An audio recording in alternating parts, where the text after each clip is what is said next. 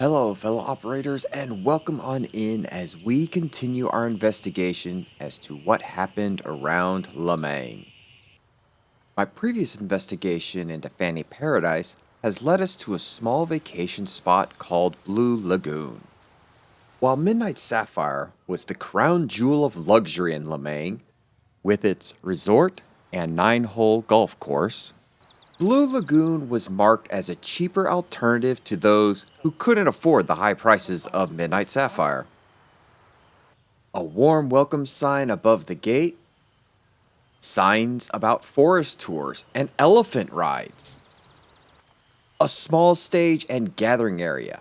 Nothing to make you feel uneasy about this area at all. However, little did those going to Blue Lagoon know they might actually end up at Midnight Sapphire, Hunter's Paradise, or someplace much worse. So what actually happened at Blue Lagoon? This quiet, out-of-the-way alternative to Midnight Sapphire. The trafficking of highly illegal goods, people. The first indication that something wasn't right with the place is a mission from Banshee saying disappearances have been happening for years in and around the area. This mission brings us to the main office building, where we need to locate a notebook of intel along with photos on a table.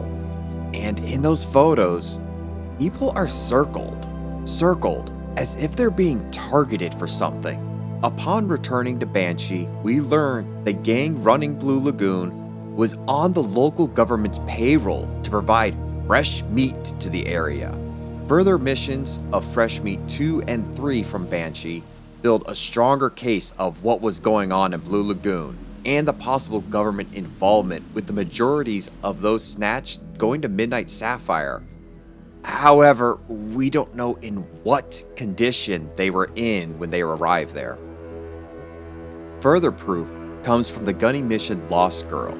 He has us looking for a girl who came to visit the island alone and was in a motel in Tiger Bay. While searching her room, we find a pamphlet for Blue Lagoon. However, one thing that stuck out to me was the fact that she left behind her suitcase.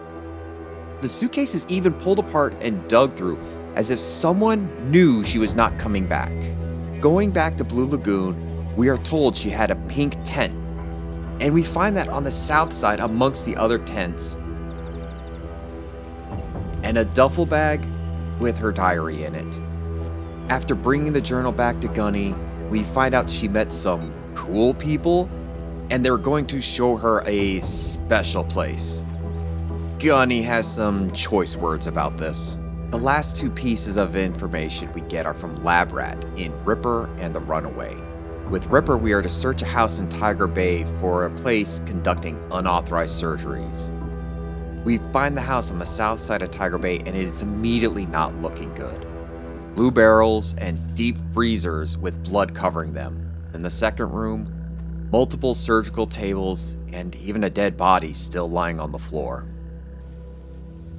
The final mission, the Runaway, leads us to the jungle north of Blue Lagoon, as Lab Rat was able to find out two people managed to escape, and she has tasked us with trying to find them. We find the shack buried in the jungle, and again we're treated to a gruesome sight. In here is hard evidence of the atrocities.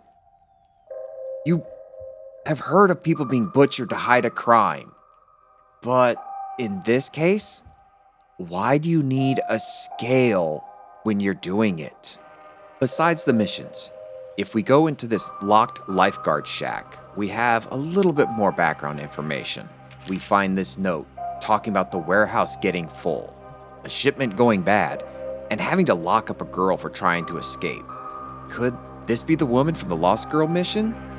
One of the messages talk about her being a lamb now, possibly a lamb for slaughter, and then her being added to the day's shipment. One of the last big pieces of evidence is down the road to the west, leading to Fanny Paradise, is a shack near a bus stop.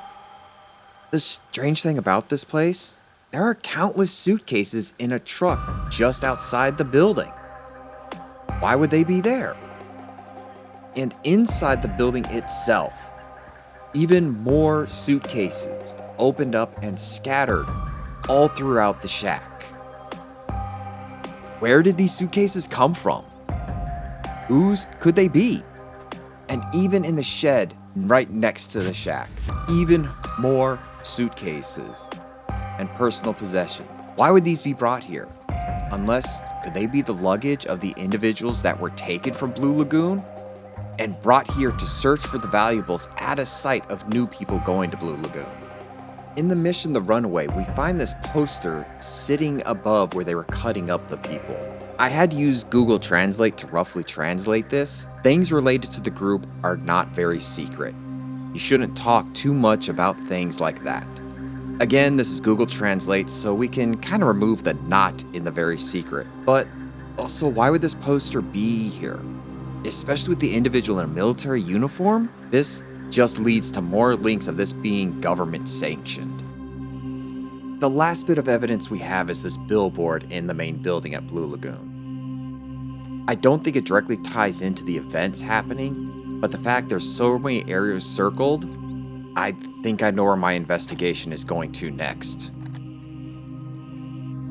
So leaving the horrors of Blue Lagoon, I am torn where to go next. Both Midnight Sapphire and Hunter's Paradise were discussed, but there's also experimentation happening in Tiger Bay.